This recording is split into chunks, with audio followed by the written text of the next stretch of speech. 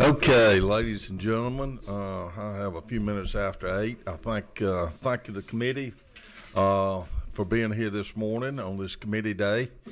We have 5 more legislative days to go, and we got a little bit more business to try to take care of in this committee. So I thank everyone for their patience. I thank all the visitors in the audience as well this morning. I'll ask Representative Mathis to open us up with a prayer. Let us pray. Father, we thank you for today. We thank you for everyone here. We ask you to bless their families. We just ask that we would do your will on this committee and do what's best for the state of Georgia. In Christ's name we pray. Amen. Okay, we've got, I see several people signed up. We have a sign-up sheet, or did, right here. If anybody else really needs to, we'll try to get to you. So we'll start off this morning with HB 757. If I'd like to, Representative Kelly, go ahead and come up to the table if you would, and we'll handle this bill first. Hearing only today. Try to get our committee educated a little bit on this issue, and as well as maybe some others. So I would never think to do that, Chairman Meeks. I'm just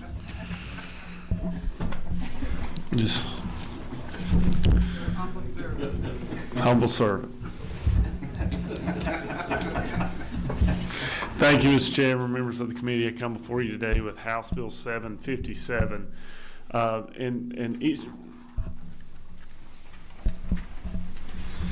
an issue that our body has dealt with before, but I'm not necessarily sure that it came before this committee in its first iteration. The kratom industry in Georgia exists today. There was an effort made last year to strictly regulate this industry. That is something I'm in full support with, and my only goal is to help try and build upon that regulation by creating a strong enforcement mechanism that we have seen be successful in other areas, something that this committee has used successfully before, and that's by putting these products under the Department of Agriculture, much like we do hemp or some of the cannabis type products that we've looked at before. So the beginning of the bill talks about processors of kratom, those who are actually processing the kratom product, making them register with the department annually, and asking them to swear certain statements about the safety, about the contents, about the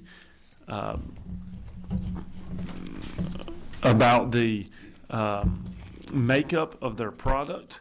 And once that is done, then the Department of Ag would help oversee the regulation of the distribution of these products and the retail sale of these. I will tell you, after the original drop of this bill, this has always been intended something to work as a 2-year bill, and so there's been conversations about ways to build upon the bill, and there would be 2 things that I would mention that I would like us to maybe consider as we move forward. First, in section 3, lines 59 to 62, we had originally thought about moving away from the misdemeanor penalty and going to an administrative penalty after having some conversations with people in the industry regarding the penalties that we want associated with the processors. I would like to just go back to that original language, and so what we would do is just remove the strike on 60 and then delete everything after 1,000 on line 60. So that's something that I'm going to do as we move forward. There's also been some conversation about making clear that should injuries occur through the use of this product, just making sure that there is an opportunity for the aggrieved parties to seek civil remedy. And so I think you'll hear some language possibly proposed for consideration as we move forward about a civil mechanism as well. So that's the mechanism of the bill, Mr. Chairman. I know there's others signed up to speak that would probably be good to come up here with me to answer maybe some just questions in general about the Kratom industry and the Kratom product. And so I'll try to answer any questions about the makeup of the bill, but if we get into the industry conversations, I'd probably like to phone a friend if that's possible. Well, thank you, Representative. I think you're right. We'll bring a few more people to speak to the bill, and then hold our questions, and we can kind of come back and see who's best want to answer those. So I'd like to ask my good friend Jack Kingston if he would like to speak to the bill. You can do the podium mic there, if you would. Thank you for being here, former Congressman. Gentleman who gave my daughter her first political job as an intern in Washington, D.C., and set her off on her career, and I want to thank you. She really had a great experience up there in Washington while you were Congressman for a summer, I think. And but anyway, glad to have you here in the committee back in the Capitol. Well, thank you, Mr. Chairman, and thank you for not pointing out that an internship in a political office could be considered child abuse. So I'm glad she survived. It's great to be here. It's great to see so many friends. I think the last time I was here, I was carrying a bill myself, and that was a couple of decades ago. But and back then, everything was done across the street. But I really appreciate the work of this committee. I appreciate the fact that y'all are looking at this product and this issue very carefully and listening to both sides, and I think it's important. And I want to say that as somebody who's speaking in support of H.R. 757, we are happy to work with all sides and try to make sure we can get to a good spot. There are about nationally about 15 million people, it's hard to say, but about 15 million consumers who use Kratom in one form or the other. They do it for a lot of different reasons. Some use it as a substitute for coffee. Some use it as herbal tea for relaxation. Some do it because it helps them transition off addiction. Others do it because of chronic pain. I have met dozens and dozens of them. A woman in Colorado who said nothing else worked for her addiction to opioids except for Kratom. I've talked to a middle class homemaker up in Illinois, and she says, it's the only thing that helped me with my pain. I talked to a graduate school student who said, I started doing it because I was drinking 6 or 7 cups of coffee and I wanted to have something different, and I just love this product. Another one, the Ag Committee would be very interested. You can't really grow it in America, but you can't grow it in continental America, you can grow it in Hawaii. So there's a couple of farmers out in Hawaii who see this as a potential cash crop. And as you know, as Aggies, we want to do everything we can to promote the use of it. 14 states have passed Kratom Consumer Protection Acts right now. And there are basically 4 components of it. One, of course, is safety, to make sure people know proper dosage, proper usage of it, and what to do and what not to do, just like we would with any other product.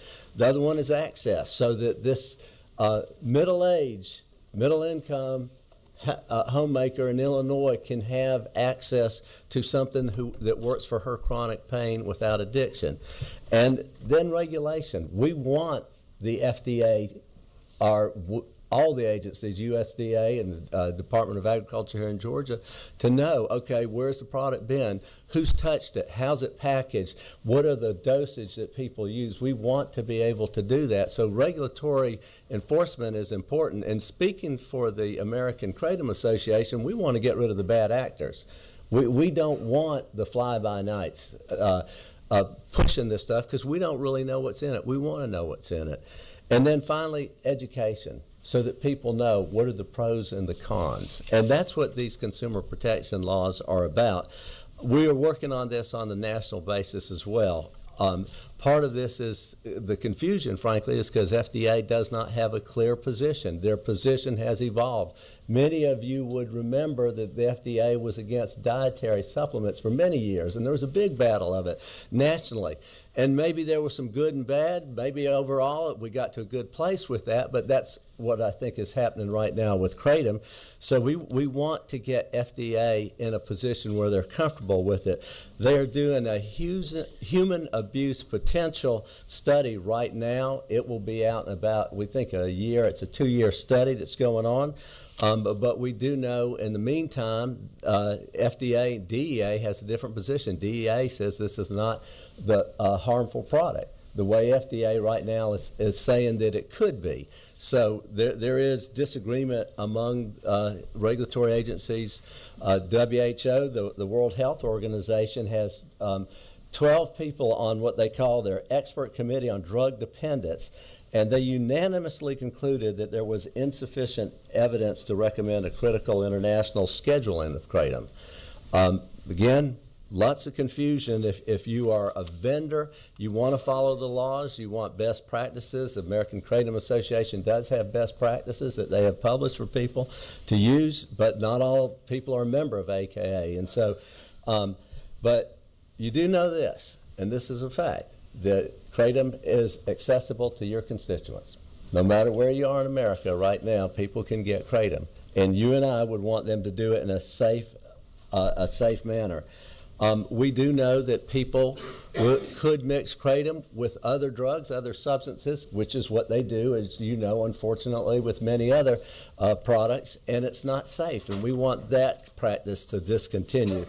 So what these laws are about is really just opening the door, making sure this product is safe, accessible, people are educated, and that it is well regulated. So with that, Mr. Chairman, I thank you for your time, and I'll be around for questions or whatever. Well, thank you. Does the committee have any questions for Kingston or for the author this time? Well, we might have some in a little bit. We'll keep. We got several other speakers for the bill. Thank you for being here, Representative Townsend. If you've signed up to come speak, and I'd like to have you. Why don't you go to the podium to be well. Thank you, Mr. Chairman. Appreciate the opportunity to speak on this. As you know, last year we passed the Kratom law. The biggest thing last year we did compared to what happened, what everybody passed 4 or 5 years ago before we got here, was we added penalties to the bill. There was stores out there selling Kratom cupcakes. You know, that's not good for kids or any of us. And so what we did, we made sure with the laws, we made sure the packaging was correct. We made sure that we put the dosage in there. We put all those type things on their packaging requirements. We made sure we held the manufacturers accountable. You have good actors and bad actors in the kratom industry. I've met both sides before.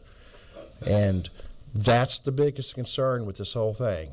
If we de-escalate those penalties for the processors, for those bad actors, we've already taken a lot of those off the retailers. But right now, the strength of the bill are those penalties with those processors. That's what we have to keep more than anything else.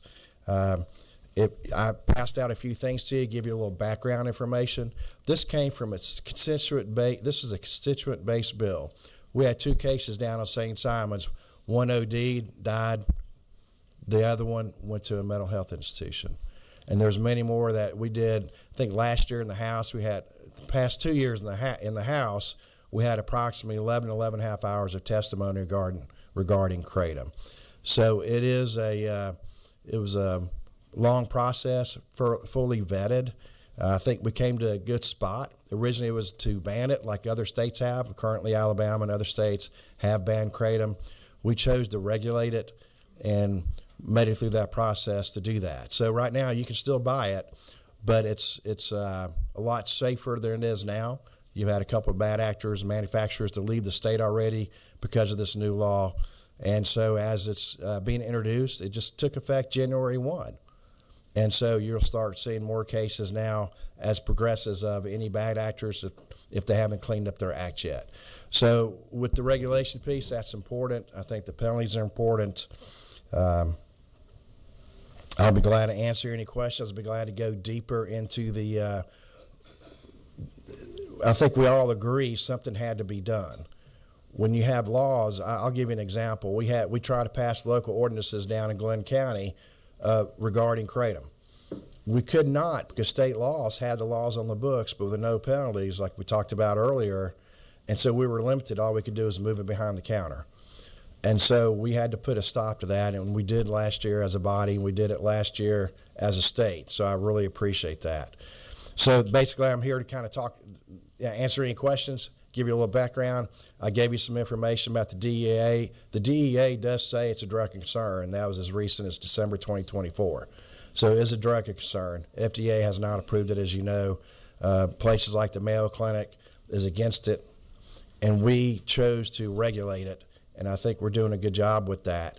So I think that's where we need to leave it. Let's see how it goes. Let's see how the penalties work. If we can keep the bad actors out, that's critical. I mean, at the end of the day, we've got to protect our population. They've got to know what they're putting in their bodies. That's the biggest thing. If you want to put something in your body and go overboard, that's your business. But you've got to know, at least you have to have that, know what you're putting in your body. You have to know if you do a little extract of kratom and mix it with an energy drink, you may have a heart attack. That's not good.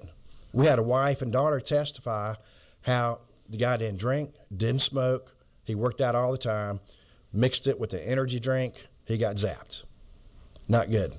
So anyway, that's why we have to keep these regulations tight. I think we've started off a good process, and again, I appreciate your time. I can go a lot more. I know this is just as a hearing chairman, so I was trying to keep it short, but I'll be glad to answer any questions or. Thank you. You do have a couple questions. Chairman Yes, sir. Corbett. Thank you, Mr. Chairman. Thank you, Representative Townsend. Yes, I sir.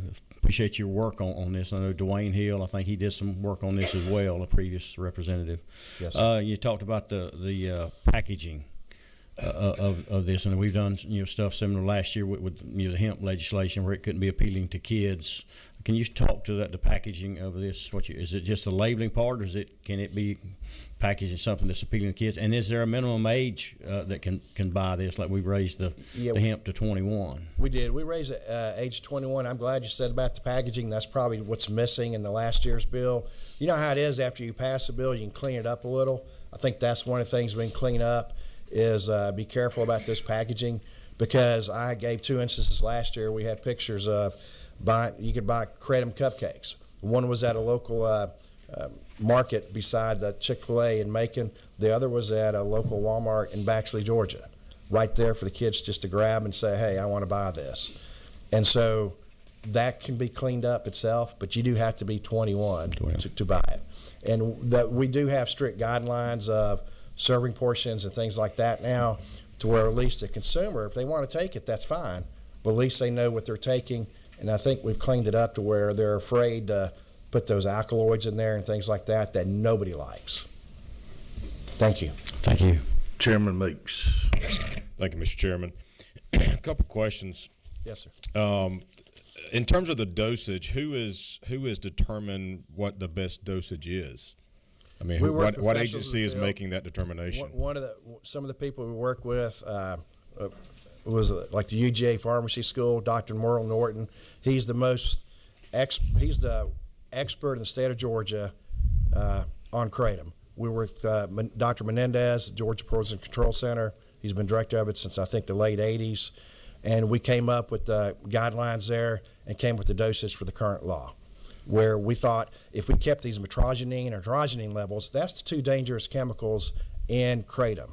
That's the bad news stuff, and that's been documented. So you can't go overboard on metrogenine and androgenine, and both sides agreed on those levels of where that safe spot is for one dose. That's why we wanted to warn consumers, if you take this amount, if you throw a leaf in your coffee or tea, you'll be fine. It's addictive, but you'll be fine. You start adding more of those leaves or condensing them like they do, or putting those liquids, you could have 10 doses in a liquid bottle. It's like this one gentleman who did it with the energy drink. He didn't know what he was taking because it wasn't regulated. One bottle was safe, the other bottle wasn't. How do you know? And all of a sudden you get all those in there, boom. And so that's kind of where we came up with basically it was based on the metrogenine and hydrogenine levels. Okay, thank you. One follow-up, Mr. Chairman. Yeah. In lines 38, 39, 40, down in that area of the bill, we give the Department of Agriculture the ability, and these products have to be registered with the department. We're asking the manufacturers or those who are selling it to have a sworn certificate that all these A, B, C, and D take place, but is anyone testing the product outside, or have you thought through the USDA and or the Department of Agriculture testing the product to ensure that what is on the label and says it is in it is actually there? We've had the same issue, as you know, with hemp and others, the department having to create a regulatory scheme to make sure that what's in the package is indeed in the package. So what are your thoughts on that? That's a good point. Right now, I'm against this bill. I'm speaking against the bill. I'm not speaking for the bill. I think maybe we can make some modifications possibly or whatever else, add to some things. But what you just mentioned, I know the drug courts, we tested for back home. I know the drug courts don't allow kratom. Most of them don't. I know ours doesn't in our circuit. Judge Kelly, many of you know Judge Stephen Kelly.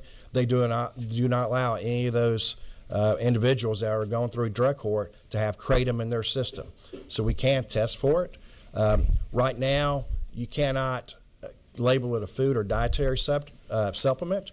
And Representative Chairman, I think that's not a bad idea. What you're talking about is let's test these products first to make sure they're safe for the market. And so that's something that didn't come up last year. That's another thing we can kind of look at possibly to clean up, get on the front end of it. They are doing research on that, and I'd welcome being part of that discussion. Thank you. Thank you, Mr. Chairman. Representative Osteen. Thank you, Mr. Chairman. I have a couple of questions, too. Yes, ma'am. So, just looking at what it does to the body, nausea, itching, sweating, dry mouth, constipation, increased urination, tachycardia, vomiting, drowsiness, loss of appetite. Do people use this And death, too. as a way to lose weight?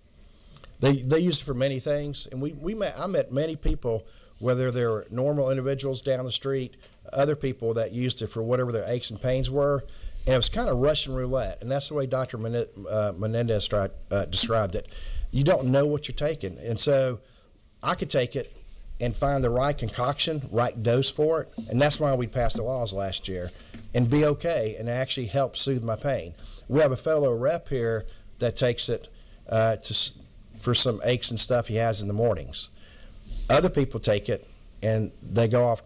It's highly addictive. Everybody gets addicted to it, but it's bad news for them, like we're talking about side effects. So it's a Russian roulette. We're trying to take away that Russian roulette type deal. That's what we did with last year's bill. And if we do anything further, I was trying to wait a year before I introduced anything else to kind of see how the first year went, and then that second year of the biannual, let's attack it. How can we make it better? Comments like Chairman up here just mentioned, things like that to look at. So then, how is it? Can I ask one more question? Yeah, be quick. We got a lot more questions. Is this like based on any kind of weight? You know, I mean, I have to show my driver's license to be able to buy Sudafed when I have a sinus infection. I mean, where do you buy this stuff at? And all, It's gas station. Some people call it gas station heroin. It's the best medicine you buy at a gas station. It used to be vape shops. I mean, where else do you want to get your medicine at, than a local convenience store? Luckily, your big ones, like our Parker's in South Georgia, I'm sure most people know Parker's, he refuses to sell it. Okay, we've got one more question, Chairman Taylor, and then we're going to move on. A couple other people signed up to speak, and then we've got another bill we've got to hear too. So we're covering this pretty well. Chairman Taylor. Thank you, Mr. Chairman. This is to the author of the bill. Do we have a physical note on this? Because this is going to expend some cost to the department. I'm wondering if there is a physical note of what it will cost. No, ma'am, that's a good question. I think I'll jump in this because she asked for the author of the bill. Okay. But what we put on in line 17 through 21 is that we'll give the department the ability to create a licensing fee based on what they estimate the cost to administer would be, and it makes clear in the bill that whatever the department estimates the licensing then the regulation piece would be that they have the ability to license these processors at whatever limit the department chooses that they think it'll cost to administer the program. We want to make sure it doesn't have a negative impact on the state treasury, and that's why we put that full flexibility in the department to make sure there's no additional costs incurred to the state for this mechanism. Shouldn't it go through fiscal office? I mean, I guess the two of them need to get together and find out what the cost would be. That's why we didn't want to push it in 1 year. That's why we wanted to start the process this year and move it through the next budget cycle. Thank you. If I Thank can you. add to that, Mr. Chairman, Madam Chair, I've talked to hold on. Tyler Harper. Okay. Thank you, Chairman, Thank you. Representative. Did you, Chairman Taylor, did you get your question answered? Yes, I did. I do think it needs to go to the fiscal office, not just the department. Thank you. And make sure where the funds go, if they're not all used, things like that. Thank you. Absolutely. Okay, let's move on to, got a couple other people. Thank you, Representative Townsend, for that.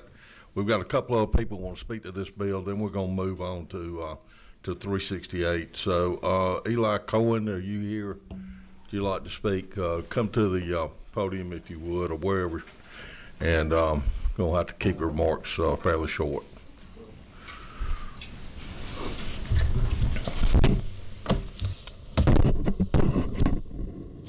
Everybody, my name is Eli Cohen. I'm a plaintiff's attorney, and I have about 31 cases as of right now involving families who lost a loved one as to kratom.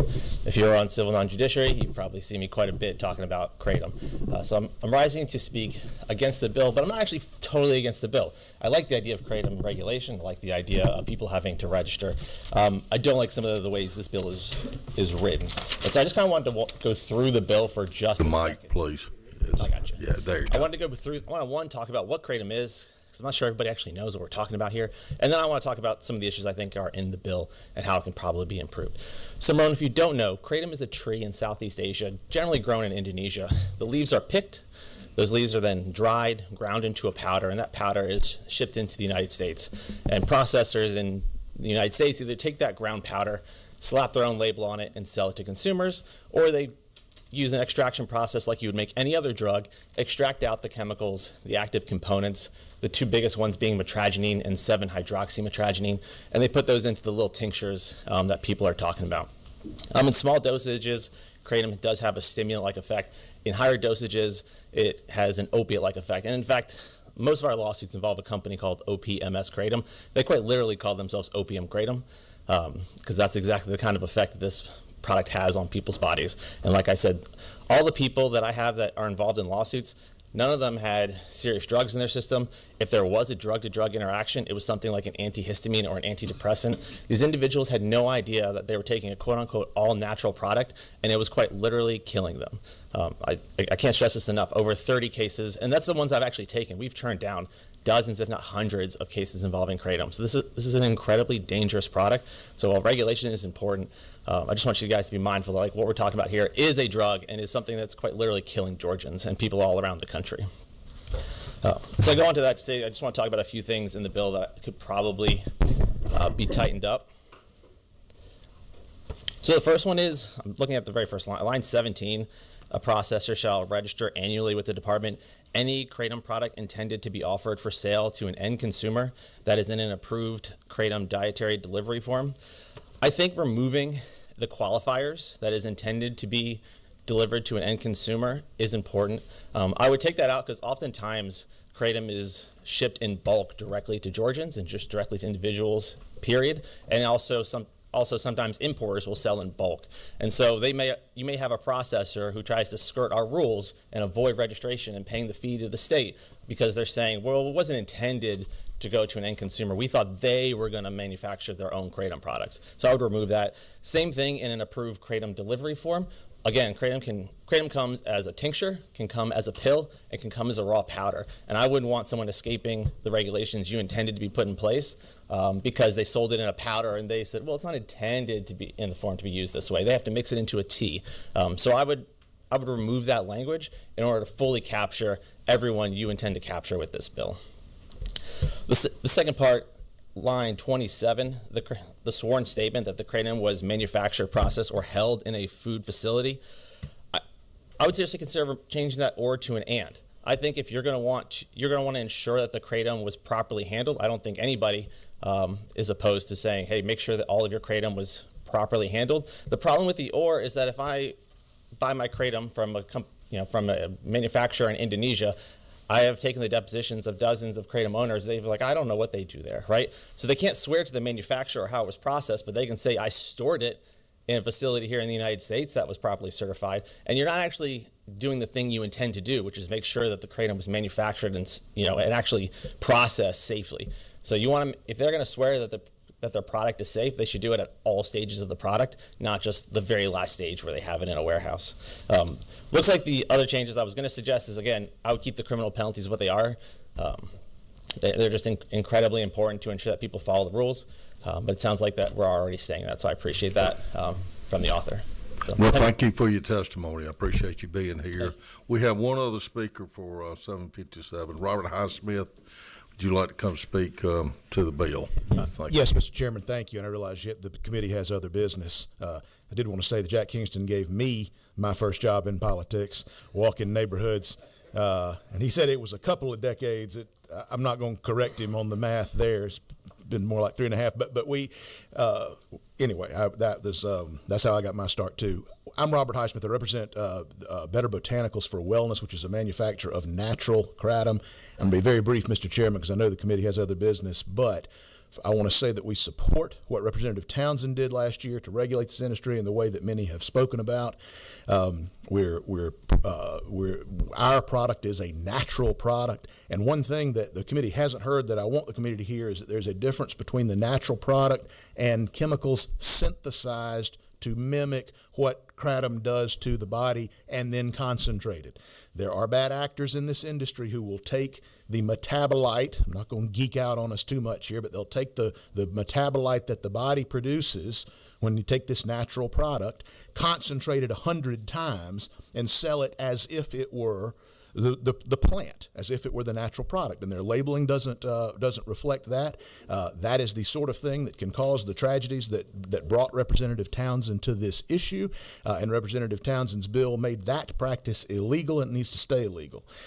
Our issue with Better Botanicals is that we do have a natural product, not synthetic, that can sometimes be in a beverage form, therefore it needs to be in a cooler. And in Representative Townsend's legislation from last year, it says it has to be in a locked counter, and we're saying put it with the beer and wine, where you have to be 21 to access it, you have to be 21 to purchase it, but allow it to be behind that beer cooler with all the same protections for 21 and over purchasers that you would normally have. That issue, Mr. Chairman, is the only issue that our client, Better Botanicals, is focused on. And as Representative Townsend and Congressman Kingston and others said, that as we refine the regulation of this product, and that's what I wanted to make the committee aware of today. Thank you. I appreciate it. I don't see any questions, so thank you very much. We have one other person, Max Thien, who signed up. If you could be short, and we'll follow you up with the author, and then we'll move on to other bill. Absolutely, thank you. My name is Max Thielen, Chairman, members of the committee. Thank you for the opportunity to speak. I appreciate what Representative Kelly is trying to do here. I appreciate that it's a 2-year process, because this is an important matter that merits this committee and other committees' attentions. I'm also appreciative of the fact that we are keeping the harsher penalties, because those are necessary. I just wanted to add a couple of comments about the gravity of what we're talking about here, and about one of the problems I see with the approach that the bill currently takes. And that is that I think this is kind of a Trojan horse approach, where advocates are trying to paint kratom as if it's a food. It is not a food. It is a drug. There's an article that ran in the Tampa Bay Times that says kratom is functionally gas station heroin. I, with Mr. Cohen, also represent a number of individuals whose family members have died because of their addiction to kratom. And we take only the death cases. We turn away dozens, hundreds of addiction cases where people are addicted to kratom because it is more addictive than morphine, according to some of the experts that we've consulted on this issue. So when this committee is considering this, I just hope this committee would consider this with the same magnitude and gravity that it considers a drug, not a food, because that's how it's being used, that's how it's being advertised, and that's how it's hurting people. Thank you. Thank you very much. Representative Kelly, anything else you want to add about the bill? Move on. Mr. Chairman, I almost don't know what to say. Because the DEA doesn't schedule this as a drug. I feel a little disingenuous right here from what we've heard. This isn't classified as a drug. There's a lot of products that what we're trying to do here is build on the enforcement mechanism to make sure that if this product is going to be sold in Georgia, that there's some form of enforcement. If we're being honest with ourselves and we want to cut down on individuals using something that we consider dangerous, we need to have a strong enforcement mechanism. I think our Department of Ag has the mechanism to do that. There's nothing in this bill that would limit a family's ability to seek redress should someone be harmed by a product that is sold illegally. But what we're looking to do here is create a strong enforcement mechanism. This bill has been introduced for over 2 weeks. It has been out in the conversation since the beginning of session almost. And today is the first time I've had anyone tell me any changes that they want to see to the bill outside of the ones that I mentioned today. The individuals who came here today, besides Mr. Highsmith and Mr. Kingston, that offered changes, I wish they'd came to see me before the meeting because I would have tried to incorporate them in the bill that we have before you. But they wait till the bill's in front of this committee to come to me and offer those changes. And just in terms of respecting the process up here, I'll tell you I'm a little bit upset about it.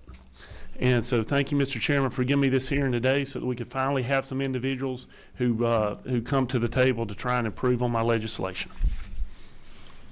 Thank you, Representative Kelly. I appreciate that, and I appreciate those remarks. Thank you. All right. Next, we'll move on to Representative Saints, Chairman Saints, Study Committee bill. Chairman Saints is on his way.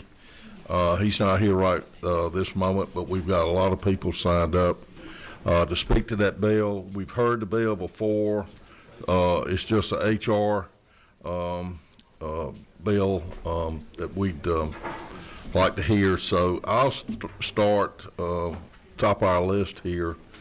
If you come to the podium, Mike. Michael Mumper, is he here? Yeah, Michael. Thank you, Chairman, and thank you, committee members. I'm Michael Mumper with Georgians for Responsible Marijuana Policy. We are concerned about the growing access to THC and hemp and marijuana and the potential and real impact it's having on the health and public safety of our citizens here in Georgia. For 2 years now, we've been trying to, what you've heard called, close the Delta loophole, because these products are proliferating so much faster than our policy and our compliance can keep up with it. And this will be the second year in a row that we seem to be pausing on closing this Delta loophole. And I think we're excited about the opportunity for this resolution, H.R. 368, to help us get laser focused on what about this hemp product. Like the previous gentleman said, even though it might be in gummy format sometimes, it's not a food. People are using it as a drug, and we needed to think about it like that. So we're enthusiastic about the opportunities that the study committee could have to answer the questions collectively that we get every day. Questions like the following. Can someone get high on these? How much does it take to get the new user high? A teenager who's never used it before. What about the experienced user? How many milligrams can they use before it starts to impact them? Can hemp consumables impact driving? We've been hearing a lot of testimony from other states that have legalized these, that more car crashes are happening the result of THC, and we don't know what portion of that is from consumables. Can hemp consumables impact workplace attendance and workplace productivity? We know our business community is going to be very concerned about how we're going to address this from a business policy standpoint. Can someone get addicted to THC using hemp consumables? What are the risks to teens and to toddlers when these products are around the house? We know from Dr. Lopez at the Georgia Poison Center, who was mentioned in the last testimony, that 250 calls have come to the Georgia Poison Center in the last 3 years by kids 6 years old and younger who've accidentally ingested hemp consumable products, specifically Delta-8 products. We can ask ourselves in this study committee, what restrictions do other states have on hemp consumables? And what about all these Delta-8s and Delta-6s and Delta-10s? They're so-called isomers of THC. How are they proliferating? How can we best track them and control or regulate them?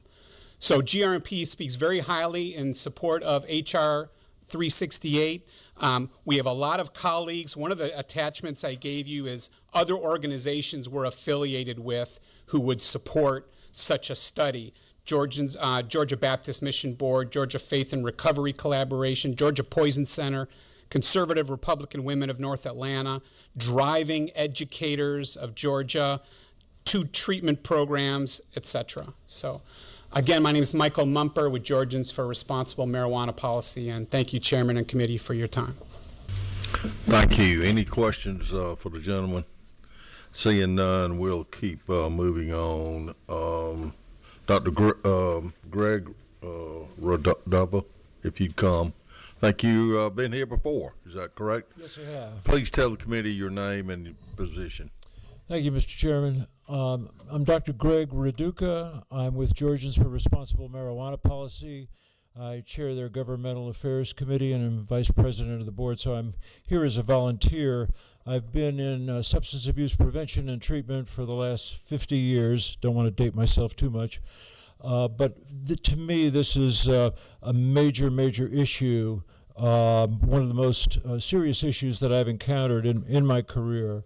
And so I really appreciate the opportunity to speak to you about it. One of the handouts that you have contains an excerpt of a letter from 20 state attorneys general to the U.S. Congress. And U.S. Congress did create this problem that we're talking about in the first place. The 2018 Farm Bill was very well intentioned to create a market for industrial hemp and non-intoxicating hemp-derived products. But because of a flaw in that law, only one kind of THC was regulated, and that's Delta-9 THC. And so other kinds of THC could be in hemp-derived products at any percentage, and that's the problem. So that a gummy in Georgia can have just 0.3% of Delta-9 THC, which is great. And a great start was made with SB 494 to regulate the Delta-9 in hemp consumables. But it's these other kinds of THC, which HR 368 would also seek to study. And it's just so important that these other kinds of THC that can be derived from hemp are studied and see what regulations could take place regarding like semi-synthetic cannabinoids.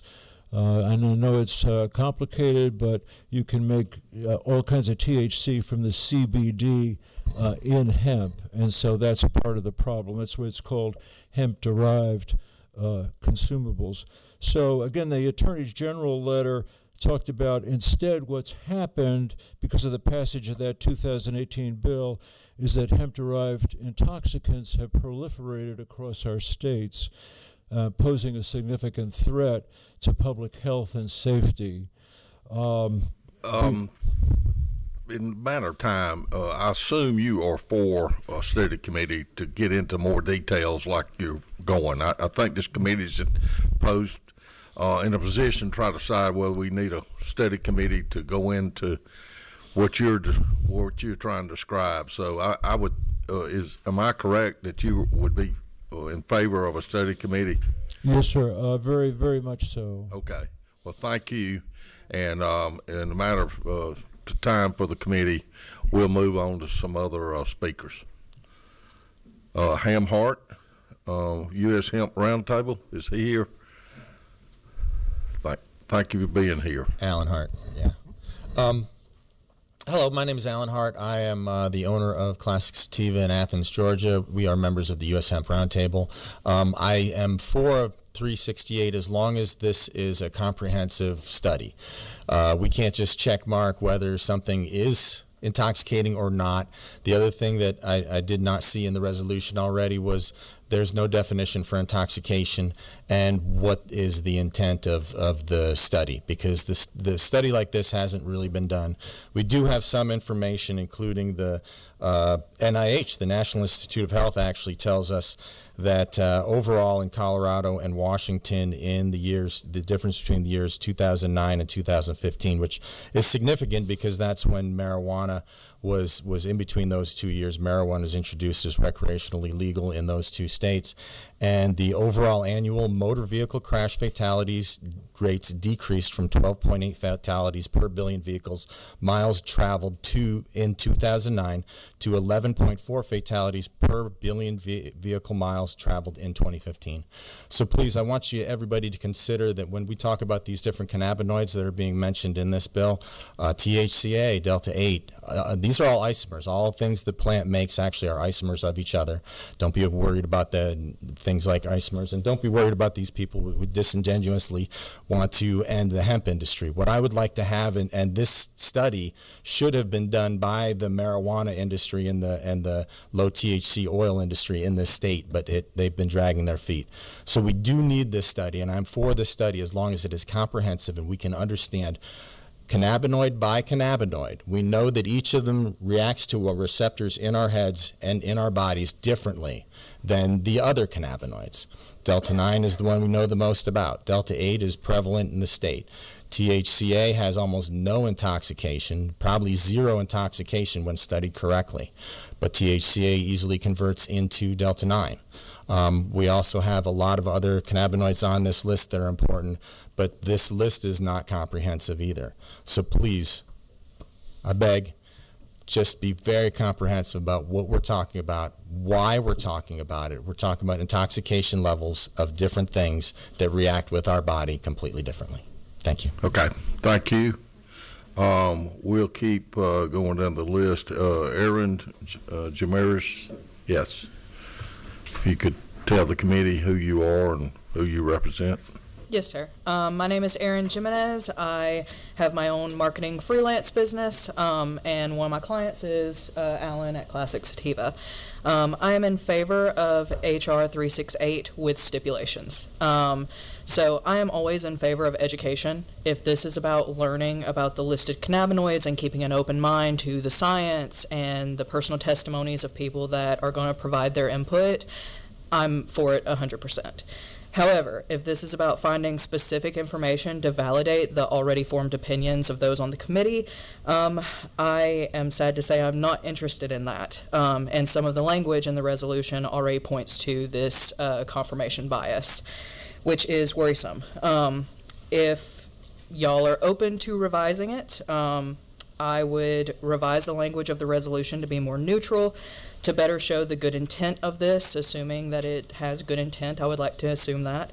I would also love to know the reasoning behind the specific list of cannabinoids. I'm not sure that I agree with the grouping, but again, I am always in favor of education based on the whole plant. So the more the merrier, but also keep an open mind to the science. But yes, as was a problem with the last bill, the author mentioned, not reaching out to his office with revisions prior to it reaching y'all's committee. To be absolutely fair and frank, I have reached out to Representative Sain's office to provide input on a couple of his bills this session and never received a call back, which is why I would like it on record that I do feel like revisions need to be made to this. But overall, I feel like this would be a good thing. So, pro with stipulations. Thank you so much. Thank you very much. Ashwood Swan, is he here? She had to run out to another meeting. Okay. Avila, where are you? There you are. And you brought Swiggles. Scribbles is here. I was hoping you did. Representative Corbett has really been looking forward. He's been asking me. all week if you were going to be here, and so please speak to the committee. Well, thank you. Hi, Representative Corbett and Chairman Dickey and committee. We also very much are into education and awareness and are very happy to see this resolution come to this committee. I just want to stress how hopeful I am that you will include some of my peers who know a lot more science than I do about cannabis. There are literally cannabis universities here studying how it works. I understand the importance of this bill when it comes to isolates. I would love to see a comparative analysis in it to just the natural flower, which is God-made. Yeah, what she said. And that's all. I mean, I'm just going to keep it really brief. I'm really hopeful that you'll include some of our peers and maybe we can meet and, talk about how THC degrades to CBN and different things happen. I'd love you to hear from some other people today. So that's it. Thank you. Well, thank you for your comments. Has anybody got questions? We really do appreciate your expertise and experience with hemp. And so, Thanks for having us. Representative Corbett. Well, thank you, Mr. Chairman, and thank you for bringing. And I've been pronouncing Scribble's name wrong all these years. I've been calling him Scribbles, and it's.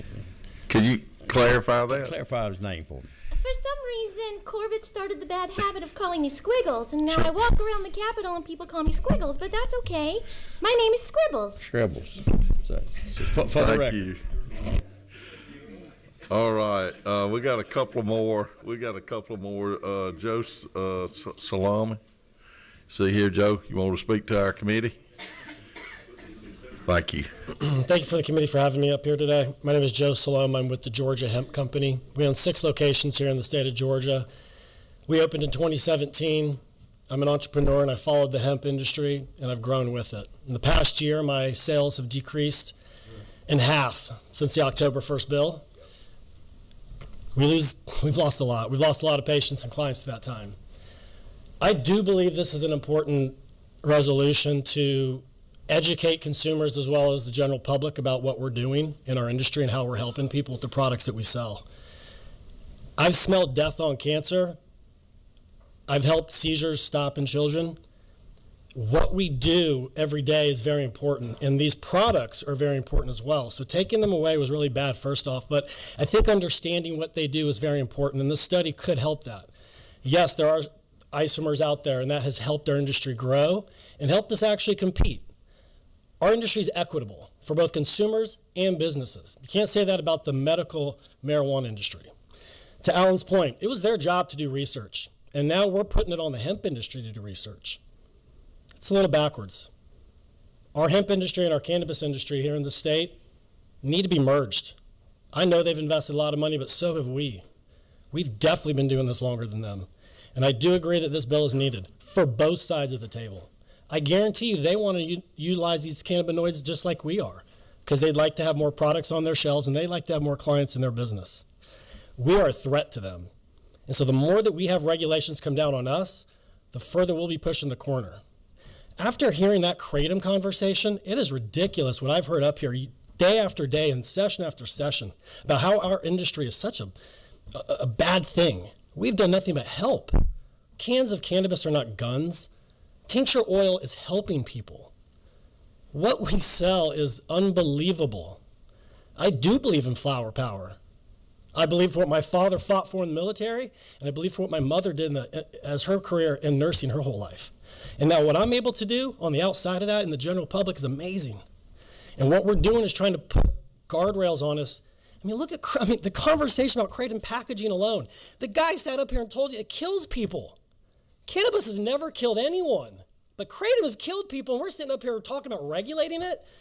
It's just crazy to hear these two conversations follow each other and us be put under so much scrutiny and lights when we know this product has never killed anyone. There's FDA-approved medicine. Dr. Raphael Meshulam in Israel 60 years ago did research on Delta 8. We know what it can do on your CB2 receptors in your peripherals. why it doesn't mess with your neurologicals. That we have the research is out there. We have to accept it and we have to utilize it. And we have to read it. We can't be arrogant and say, no, that doctor in Israel 60 years ago didn't discover the endocannabinoid system. He did. And now he has researchers underneath him who work for the pharmaceutical companies who have created those CBD products that are now FDA approved. It's out there. We need to be having, the plants don't know they have names. Cannabis, hemp, they're the same thing. What we've done is we've drawn lines because of old propaganda. And now we have two different industries fighting each other when they should be coming together. This research can be used for both sides of the table, and at this point, I'm recommending that we blow up our system here in Georgia and bring them together. 6 companies can sell medical marijuana, but 4,100 hemp companies can do what we're doing. It doesn't make sense on either side, quite frankly. I want to save my business, and I want to be able to answer my daughter when I go home and she asks me, hey, Dad, do you think bad happened to your business again today? And I can say, no, daughter, I fought like hell to try to protect us and the consumers that are getting this product every day. I have to shut down 2 of my stores this year, one in July and one in December. That's less product availability. That's less of what I'm doing for the good. I appreciate your time today. I hope our words and our testimony can make an impact. But this is getting really tiring. 6 months later, we're now talking about doing things again to our industry. I agree, we need to understand it more. I think we take the research that's out there, but we need to do this for the betterment of our citizens and not look at this as a negative thing. I appreciate your time. Thank you for taking the time to be here. Thank you for your passion. Got one question, Chairman Corbett.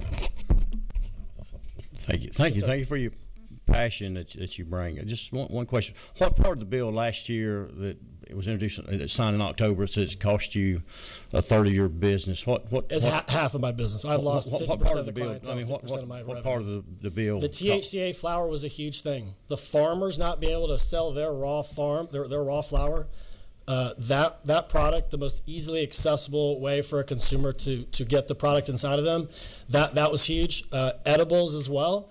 Only being able to sell a sugar cube gummy right now. I mean, we're selling 2 things right now: gummies and beverages. And now beverages are back on the table to be cut. We need products to be able to sell people, and I think there's a market for low dose and high dose. Because I know the original bill that's passed, I think in 2018, the flower wasn't permitted or any food product unless approved by the FDA. And that's just regulation needs to happen when the bill's passed. Once you let a whole industry grow, the entire country moved together. Okay. And we started just like Kratom. Yeah. I mean, we were able to do that, and now we have dogs eating dog biscuits, helping them live longer, have no anxiety during rainstorms or arthritis as they get older. We don't consider them food items. We do consider them supplements. We consider them health and wellness products. Thank you. We've got a couple of more speakers. Mari Greer, if you'd come. And we're going to have you and a couple more, and then we're going to hear from Department of Ag. I see Catherine Russell here, and that'll be, and maybe the author of the bill will be here by then. So.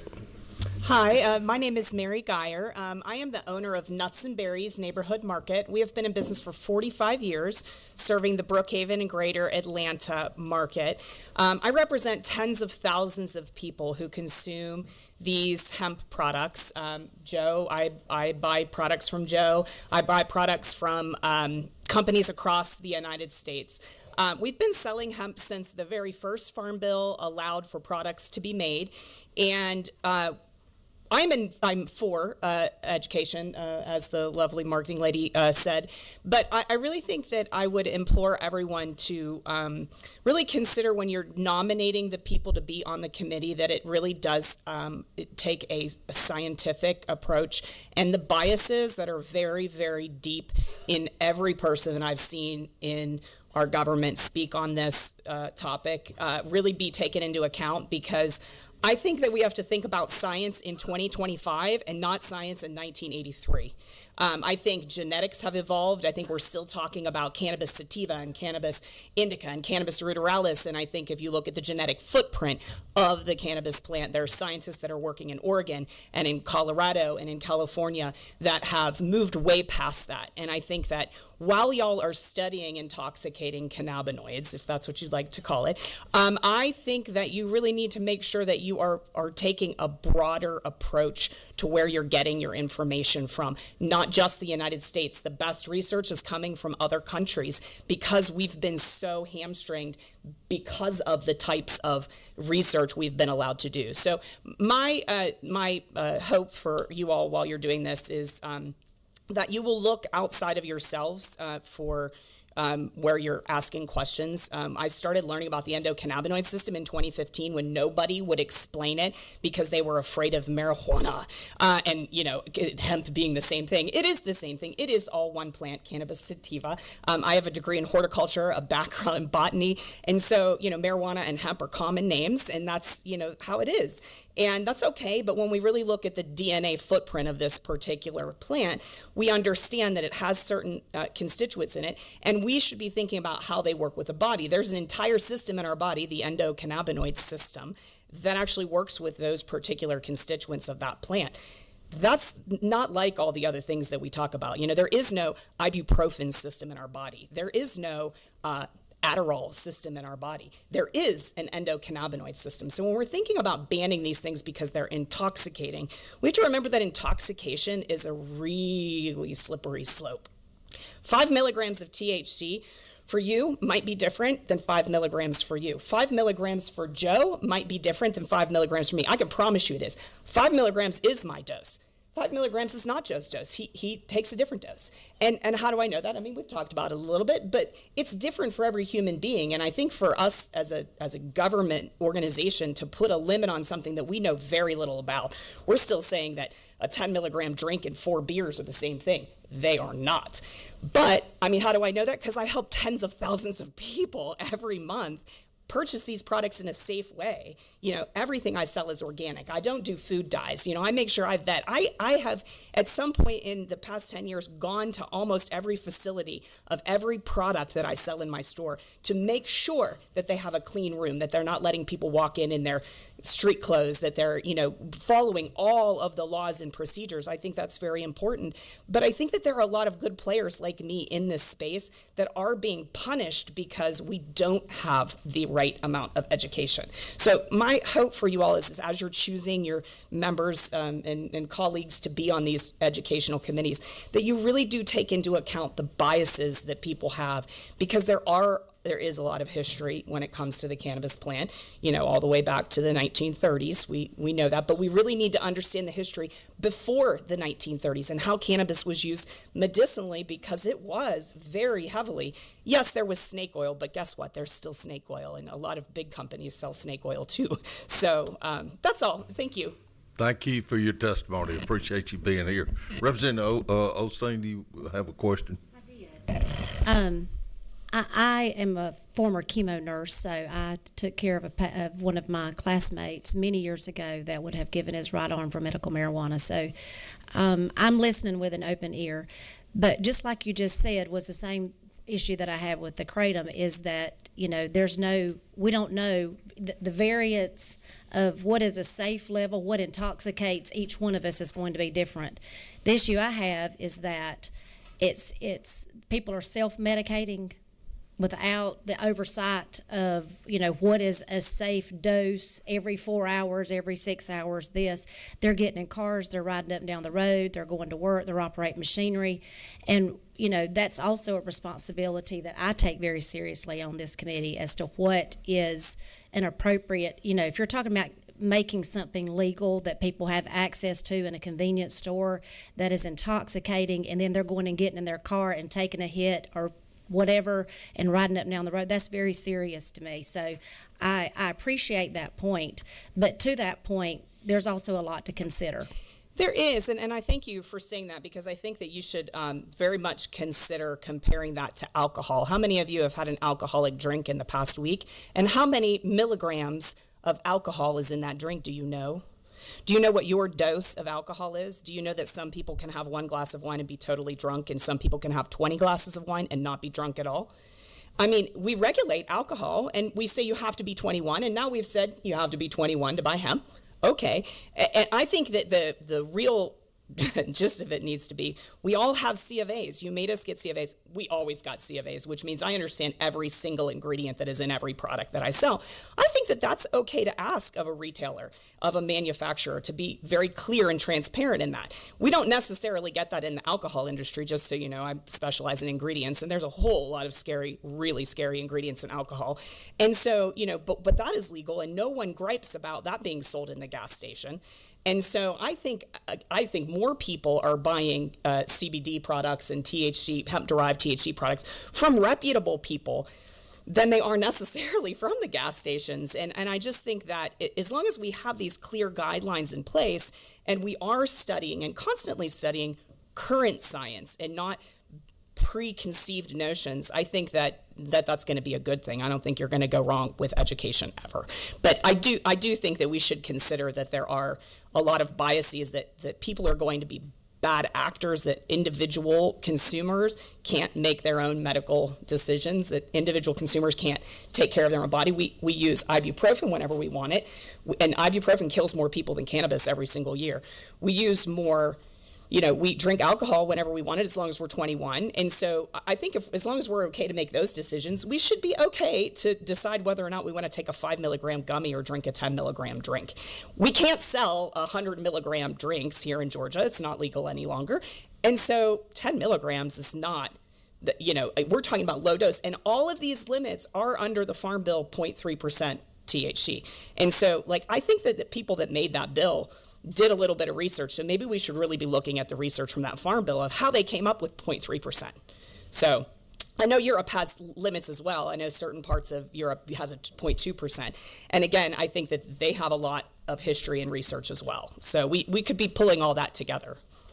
Thank you very much, and thank you for that perspective. We do have a lot to consider this, and I hope we can get to the bottom of it and come up with something good for our consumers in this state. You got 2 more speakers, if y'all would keep it short, and then we'll go to Catherine Russell with Department of Ag. Jay Reeves, are you here?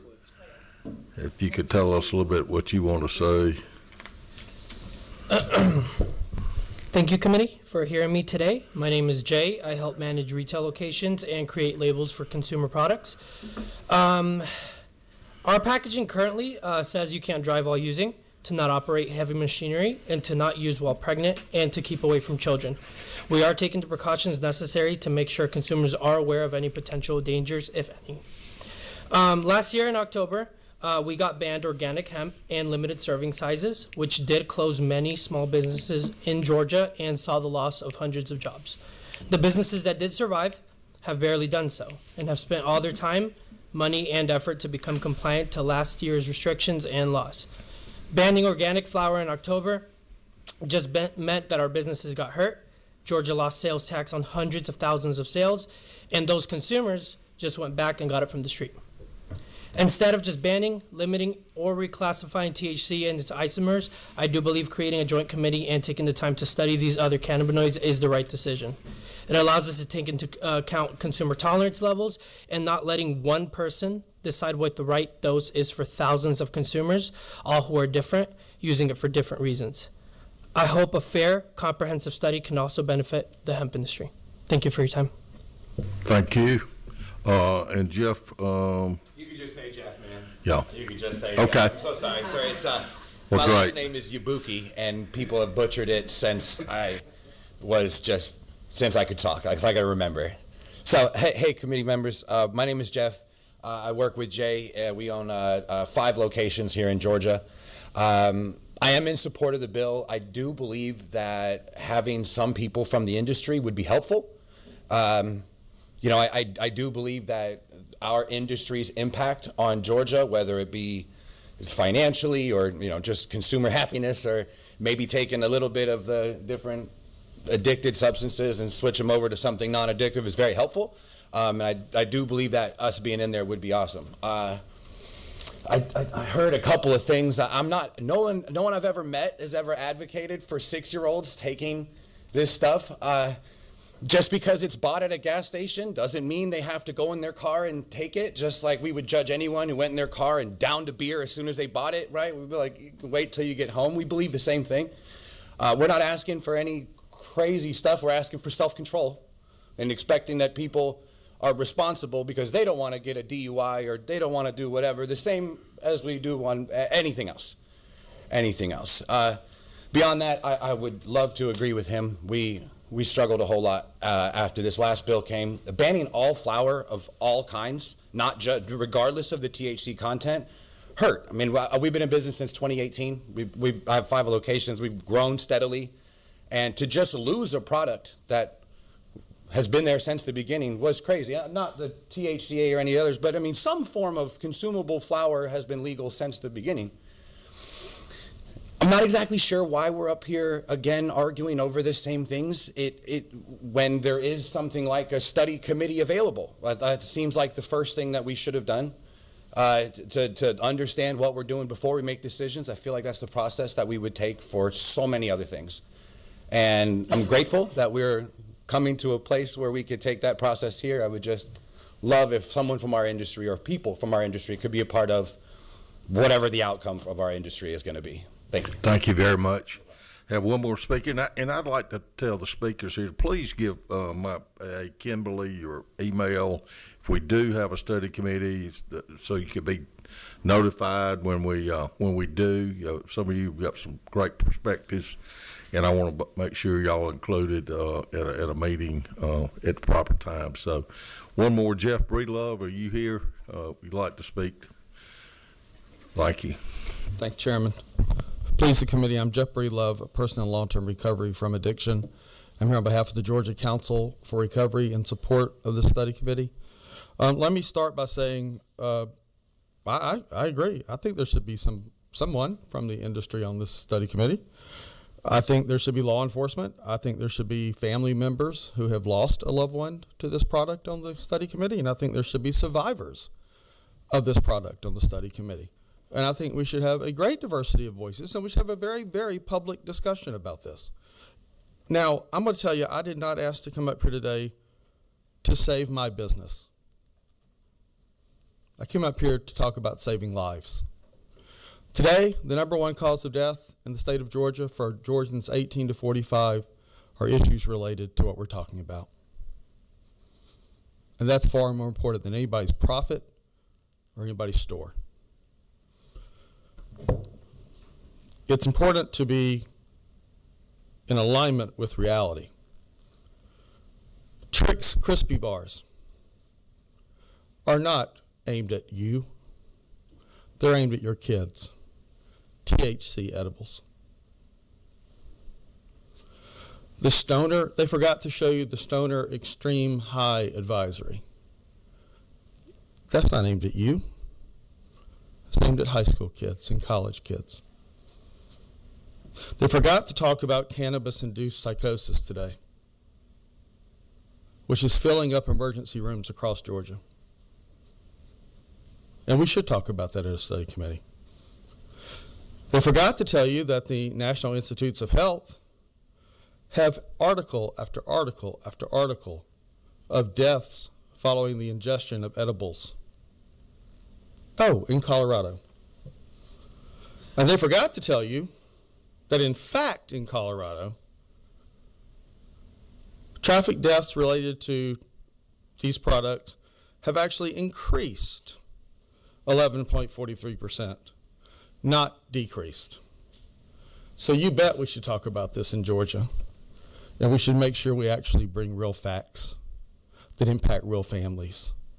And we should decide if we care more about lives and science and medical issues or profits. So let's have this study committee, and let's do it very transparently. Thank you very much. Well, that is all of our people signed up to speak this morning, and I see Representative Chairman Saints here. Would you like to come to the podium and are you speaking for or against your study committee? We have heard lots of more importantly, I'm testimony this morning. I've listened in. Thank you, Mr. Chairman. I apologize for my delay, but I think you've heard from both sides. I think we're talking about the lives, but also the livelihoods of Georgians, and no one will not say this issue is not complex. I think Michael and Greg, who've educated me on the prevention side, I've heard from testimony from the industry, and I know many members of the committee have also talked to Department of Ag, who's also tried to strike a balance. But it's time for our legislature to lead. I'm hopeful the Senate will pass similar legislation so that we can unofficially meet together. But like the previous author said, it should be done transparently. It will affect individuals from both sides, but it is a product disruptor, a market disruptor that has the potential to apparently do good, but we also know it has the potential, especially when we talk about youth and the developmental cycle, to do harm. And we should lead on that and find strike a measure that ensures the safety of our consumers is put in the forefront. That's all I have. Thank you, and just hold on. I'm going to ask Catherine Russell if she'd come to the podium mic. And for both of these bills, actually, this morning, we've been asking or looking to the Department of Ag for the regulation side of it, and it's very complicated and costly and those type of things. So, Catherine, I know you've been working real hard with the author of this bill and over in the Senate as well. So just if you'd like to say a few words this morning to the committee, and then we'll move on. Certainly.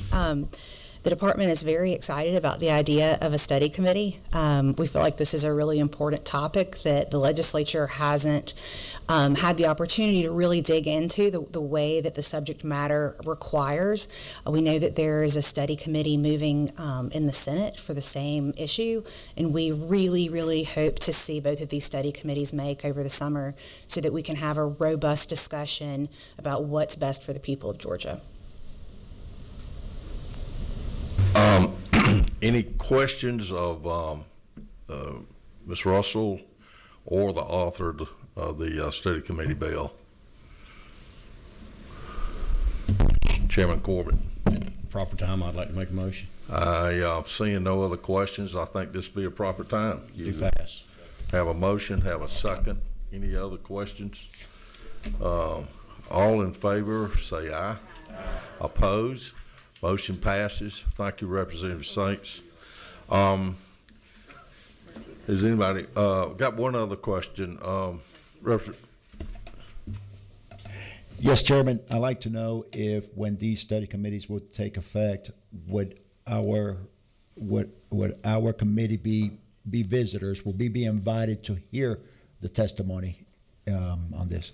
That is a very valid point to make, and I will certainly make the committee aware of it, and we'll see who the speaker puts on the committee if it were to pass this year. Hopefully it does. It is a complex issue, and we've got some real work to do if we want to regulate these products. Thank you for that comment. Got one, Chairman Corbett. I'd just like to remind everybody that the Rural Caucus will be meeting today at 12 here at the Ag building. Come join us for lunch. Thank you. And I've got one more. We have a new bill that it hit committee just yesterday, HB 817. Wish you would look at it. We've got some, and in fact, I wore my beef tie this morning. We've got some great pasture-raised beef and organic meat being produced in this state, and we just want to make sure it continues to be a great product for our state. So we might need to listen to that bill before the end of the year. So we don't. You're not in your. Yes, yes. So, with no other business, thank you for your patience this morning. Thank you, everyone, for being here. Meeting adjourned.